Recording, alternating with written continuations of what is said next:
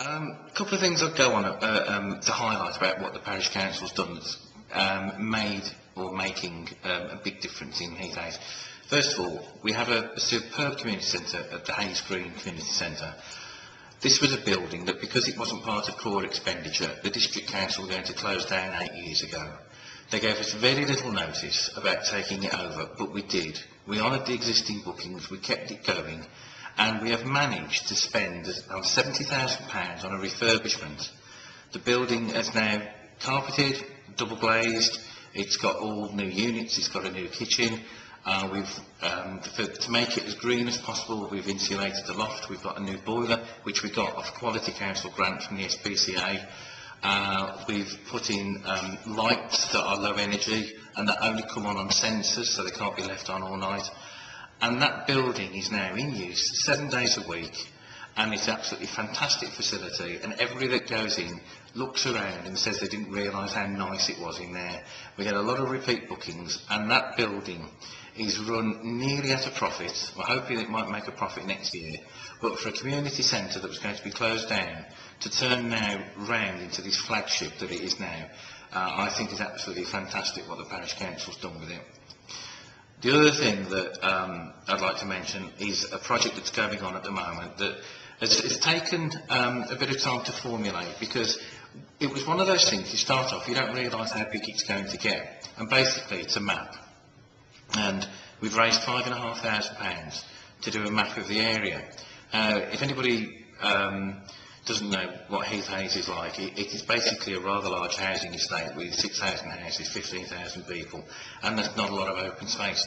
But it's surprising what's in there, because we have got bats, we've got buzzards, we've got different sorts of deer, we've got all sorts of wildlife, flora, fauna, we've got interesting buildings, we've got places where there used to be mines. There's a tremendous mining heritage around the Heath area. In fact, our last mine only closed 10 years ago. It was an open cast mine at Bleak House. And what we're doing with the map is that it is, on the one side, there's going to be a three-dimensional image of the area looking forward and seeing it from south to north. And on the other side, it's going to be an exploration, a history of the area. The only place in the country that the Betsy's Baker apple exists is in Heath. And the Heath Rangers are growing that under controlled conditions.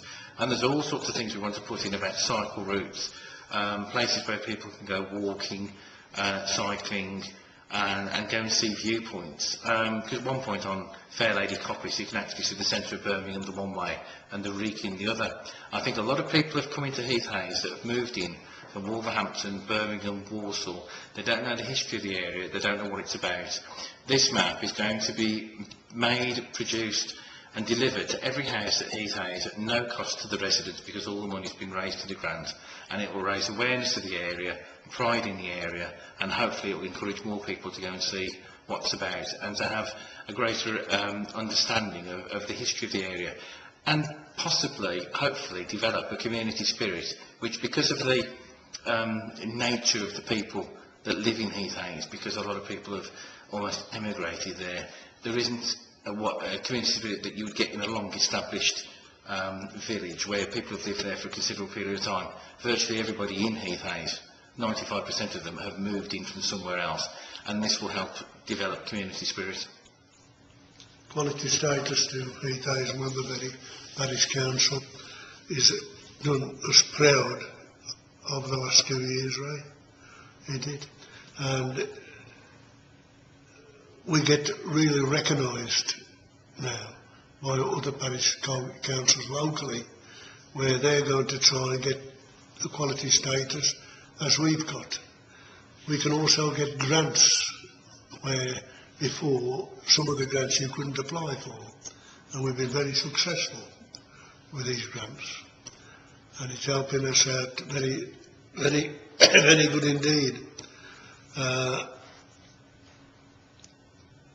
And I believe that we have to put in again for quality status, and I do hope really that we get it.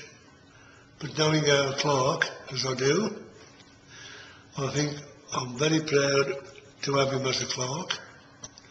Some of the work he does is beyond him, beyond me, really. I've run out.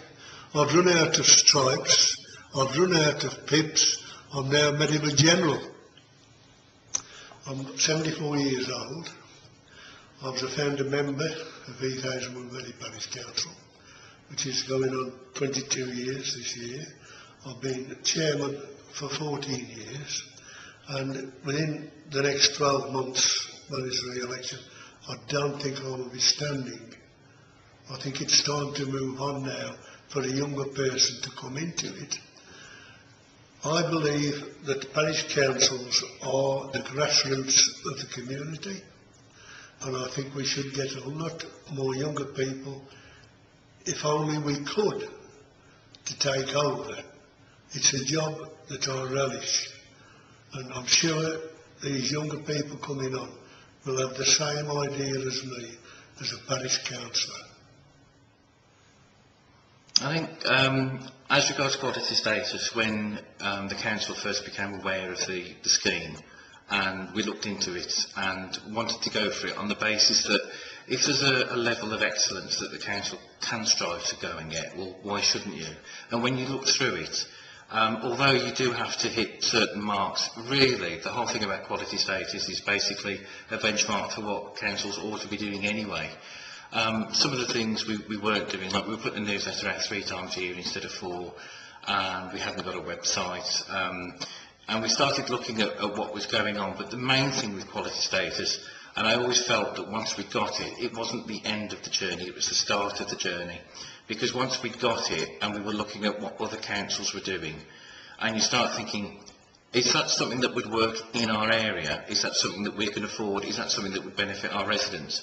And the work that has been done since, it has opened up a complete new world of experiences for me, because we got quality status in 2006.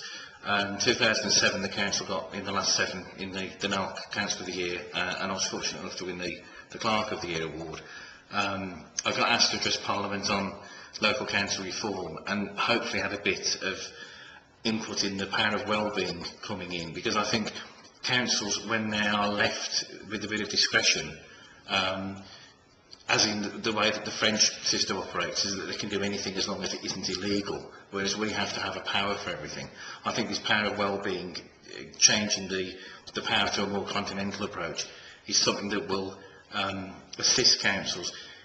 The challenge that we've got now is the fact that we're coming up for reaccreditation. We've got to go through the training process for the power of wellbeing. We've got to match the electoral mandates and the other qualification criteria, and not just make sure that they were up to the standard that they were when we applied 4 years ago, but we have to keep moving on. Quality status is moving on, and the council has to move on as well. And we keep looking at all aspects of our operations, the way that we interact with the public, the way the public can get in touch with us, our minutes, our agendas, entering things like the best kept village, and we keep looking for best practice and trying to be the best council that we can. And that's what quality council status started with us, and it's given us challenges, it's given us problems, it's also given us pride.